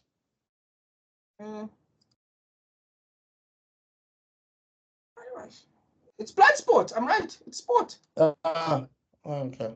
No, it just felt like for that Van Damme movie, but First of all, that's a masterpiece. But come on, admit it. The relationship that really held on was theirs. Peacemaker and Bloodsport, with Flag kind of pushed back a little. Yes, because I think he's given, I guess you could say he's given his spotlight in the second act of that. Yes. Yeah, and because he was not in the first. I mean, he was there in the beginning, and his mission failed dismally. Yes. Then he gets rescued. Yep. In the second act, basically, and then he takes charge from there because he's the one saying, "No, we need to go fetch Harley." Yada yada yada. And exactly. Bloodsport respects Flag enough to let him lead. Yeah. And that's the problem that I think Will Smith had. He was not being a team player like Idris Elba. This, despite all the initial threats. Yeah, and I think it had a cost. It had a cost, and it hurt everyone. And I think it hurt the overall picture, which 100%. Is more what's his face's fault. That is what's his face's fault. Because I'm bad with names. David Ayer. There we go. That is David Ayer's fault. I think that was a huge mistake on his side. But doesn't that give you veteran vibes, bro? That picture right there. Yeah, and that's the point. That's my point. Is the gray hair adds an element that changes things, makes a different story, and makes a different relationship where it's like, okay, I'm letting you go. Everything considered, yeah, now it sounds like you are letting me go. And I think Joel Kinnaman couldn't produce that specific feeling. Again, throughout the story, Joel Kinnaman does his job perfectly. But that one specific feeling of I'm letting you guys go or whatever, I'm in charge or whatever, right, doesn't hold on as well. No, I agree with you, man. I completely agree with you. Like, I would say he's a 7 out of 10. And that hurt the entire film. I think that's what made the film flop. Well, let's not give it exclusive rights. Do you know what I mean? But no. I mean, it's one of the reasons it didn't work. Yes. Because it was not they were not convincing as. It made no sense for Will Smith to be following that guy's orders if Amanda Waller didn't have something planted in his skull. Yeah, exactly. What they should have done, or rather give us more Amanda Waller and then make him more of a henchman, where it's like he's just following Amanda Waller's orders until they convince him otherwise. Yeah, they also tried to do that. That didn't work. And also they were trying to give him a story by making him fall in love with Enchantress. And or rather, he is in love with Enchantress, yes, because that's his girlfriend, yeah. And that storyline was just all over the place, man. Yeah, and that's another thing. Again, with that whole relationship, right? It's supposed to be Will Smith's character that that feeds off that, right? So like Will Smith's got a problem, Joel Kinnaman's got a problem, right? And they kind of like their relationship together, kind of like the stresses of it, like, do you know what I mean? Like they talk to each other, and that's supposed to like build a connection with them. Do you know what I mean? Almost like Did you watch Star Trek Into Darkness? Yeah, of course. The third one, right? No. The second one. The second one. Ah, yeah. Cumberbatch and Pine. Eventually, there was a point where they started getting along. Yeah. And that worked, despite, even though you knew how dangerous Khan might be, it worked. So you needed two actors that's why I was talking about matching energies. They were not matching energies. True enough. And I thought, again, it's not that it's bad. I would actually argue it's probably one of the better parts of that terrible movie. You know what I mean? It's not bad. No. I agree. Like, that's what I was saying. Like, I mean, there was moments where he was like, I mean, you're in no position, because he was like, Will Smith was like, okay, I'm gonna need this and this and this. Is like, dude, you're in no position to be making demands. Yeah. Like that, for me, that exchange, you could tell that this guy is not afraid of Deadshot whatsoever. Yeah. Right? But can you imagine how much better it would have been if it had been like Eric Dane, or like you said, you know what I mean? Or like the one I mentioned, the guy I mentioned, Stephen Lang. Can you just imagine if it had been instead? It would have been a lot better. Yeah, no, but if it was Stephen Lang, that's my point. If it was Stephen Lang, dog, it was a done deal. Stephen Lang, Sam Elliott. Yeah. Suddenly it's a better story. Sam Elliott as well, dog. Done. J.K. Simmons, done. J.K. Simmons by far, dog. Born. But you got to back on Stephen Lang. I won't even lie. Stephen Lang as Rick Flag in that movie increases it by at least a star. If it's 2 out of 5, it's now 3 out of 5. And 100%. Now you're green. You know Sam Elliott, right? Yeah, of course. I mean, he played the first son. Now at this point, though, Sam Elliott is kind of old now at this point, isn't he? He played the first. Not the Duke. What is he called again? He played the first Thunderbolt Ross in Eric Boehner's Hulk. Ah, yes, you're right. I don't even see it here. Is this the right Sam Elliott? Yeah, it is. You sure? No, I think I got the wrong Sam Elliott here. How did I fucking lose this? Give me a second. All right. Is there another Sam Elliott that I don't know of? It's some photographer or whatever. Yeah, I've got the wrong Sam. Here we go. Here's the right one. Duke. Ghost Rider, yes. Tombstone, yes. Oh, Jesus. Okay, here we go. Finally at the bottom. You said the Hulk, right? Yeah, that should be 2003, right? Or 2002. In the more modern. Okay, I thought you meant like the old Hulk. Oh, sorry, my bad. Yeah, the old Hulk. 2002? Or are you talking about Lou Ferrigno's Hulk? No. Yes, no. You mean 2003, yeah. You mean Ang Lee's Hulk? Yes. Yeah, he was Thunderbolt Ross in that one. Yes, he was. Yes, there he is. Yeah. Of course. But you're right, he is too old, eh? Yeah. There's no way he'd be taking orders from Amanda Waller. Or rather, let me not say that. He might take orders from Amanda Waller. I think he's too old. I think that's too far. But at the same time, just look at him, dog. Oh my God, he's pressing the button. He's killing, what's the rope guy's name again?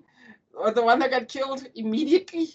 Dude, that guy didn't even say anything. What's his name again? There's something stupid. But isn't he basically the guy from Ant-Man? It's him, right? Which guy from anime? The one who's like, anyway, this is what happened. Yeah, it's him. No ways, that's not him, dog. That's him, dog. No, that's not him. Let's see if I'm right. No, that's not him. I know that guy very well, dog. Michael Pena. Let's see. Michael Pena, it's not Michael Pena.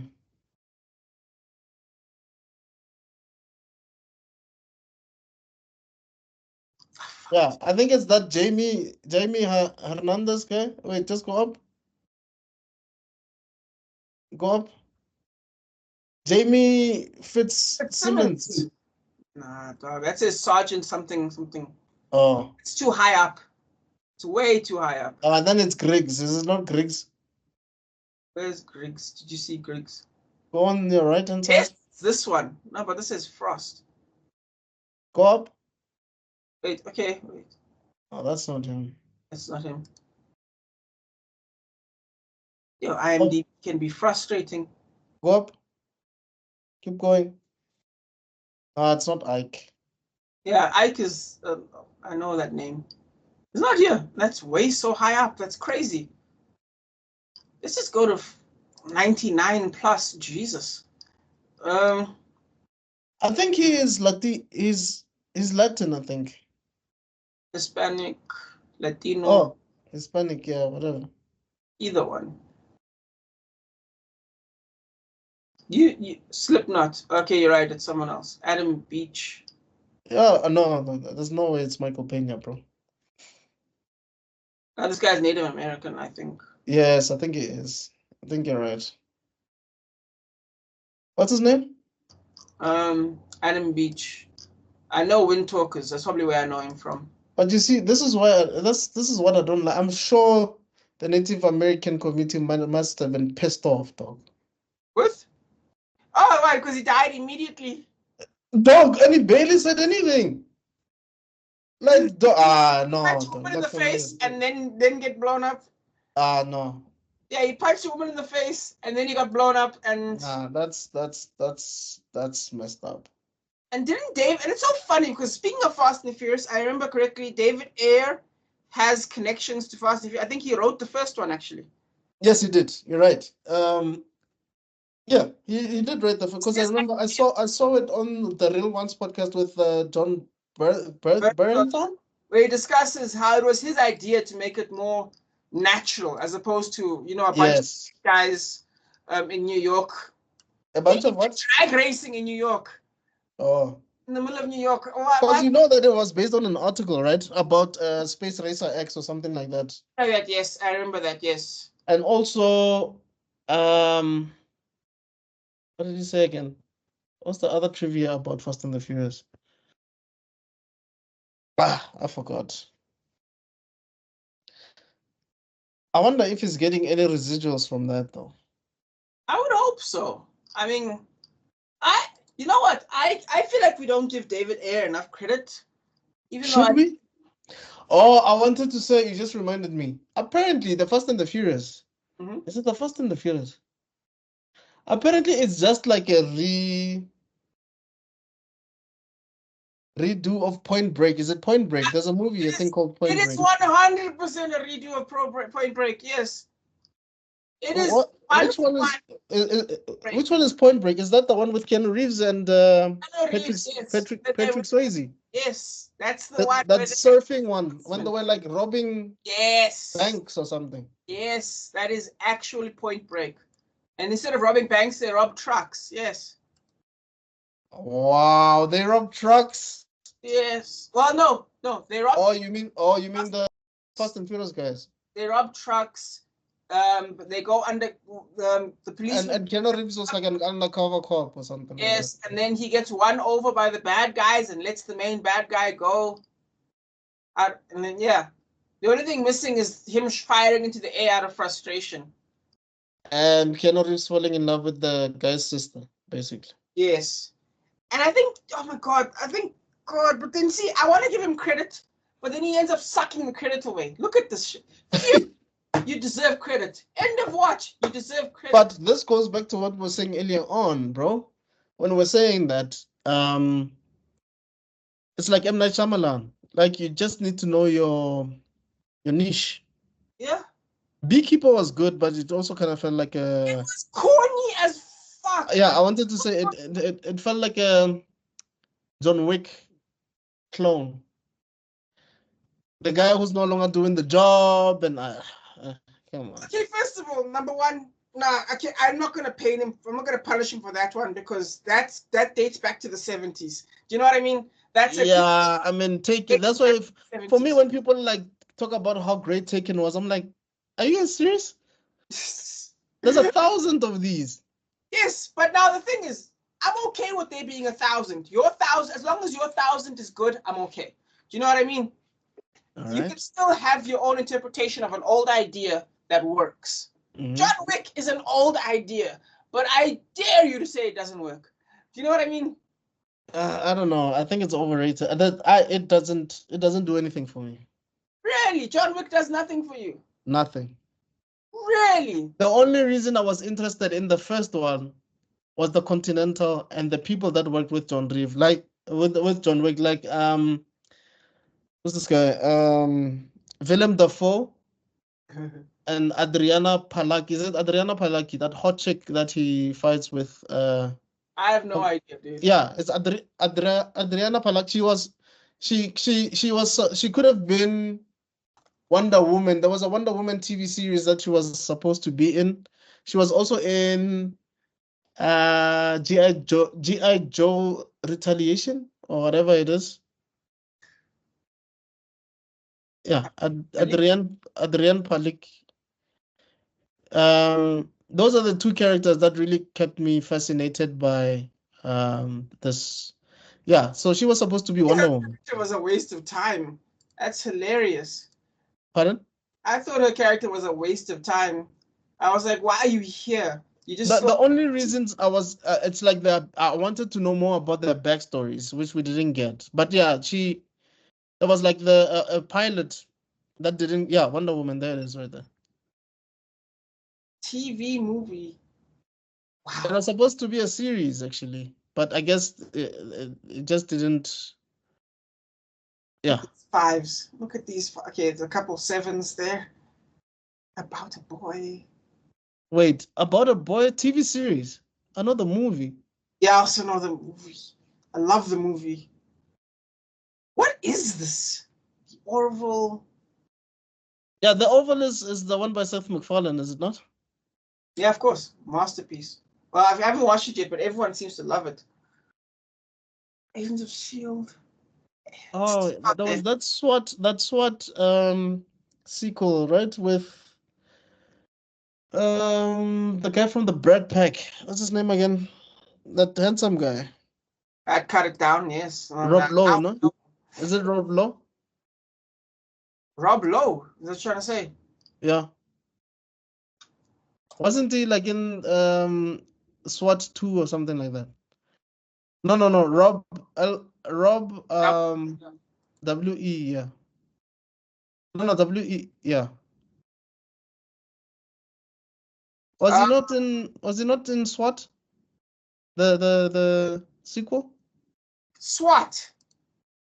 Like the one, the LL Cool J one. There was like a standalone sequel, was there not? Colin Farrell, LL Cool J.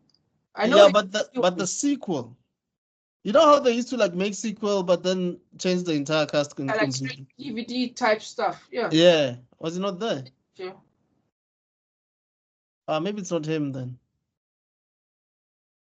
I feel like it wouldn't be him. I feel like I'm not saying he's picky, but I mean, look at this massive list. I know Rob Lowe is like that is not a small name. I mean, he was a huge star in the 80s. 2017. They made a SWAT TV series. Wait, you didn't know about the TV series? No. Where they make Samuel L. Jackson's character the main guy. Oh my God, I see it now. I think I've seen clips of this on TikTok. Is that who you thought was Rob Lowe? No. But that guy, I think with the beard, is the one that's supposed to be playing Colin Farrell's character. You know that SWAT is based on a TV series, right? I just think I saw that right now, the 1975 one. Yeah, the original one. So Jim Street and Dan Hondo are basically the main characters. That's of this thing. insane. But then in the series, I think they just focus more on. Well, I think even that TV series that you were doing now, I think Jim Street is there, but I think Samuel L. Jackson's character, that guy, is more of a. Who's Can't be connected. Yeah, no. And there's your girl. Okay. Yes. With Michael Jai White.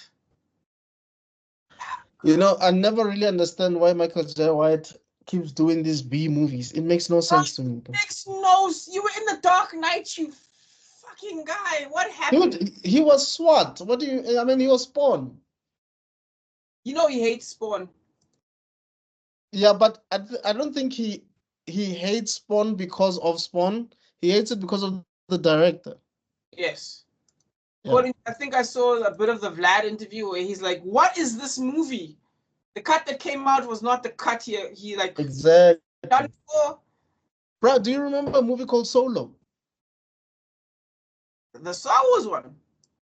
No, just Solo. It's about this cyborg, this black guy, cyborg, who wanted to look like Michael Jordan, bald guy. Yeah. Like, it's those movies that nobody talks about. I think it came out in the 90s. Damn, no. Yeah, then I think we should review it. We need to, apparently. So Nigga, you are actually got a blanket around you. Okay, let's call it a day, bro. It has been 4 hours. Yeah, no, let's Nigga's got a blanket. I feel like I'm out just sucking the life out of you. Jesus. I didn't even realize. Okay. All right, let's call it a day. This was fun, man. You can maybe just close the thing and then I'll just shut it down. I don't even know what I'm going to call this episode. The tangents. But I'm glad we recorded it. Yeah. Yeah. It was fun. All right, guys. We'll see you guys on the next one. Let us know your thoughts. You guys saw me with my blankie. That should tell you how long we actually record these things for. But anyway, African Frame, we are out. Cheers. Peace.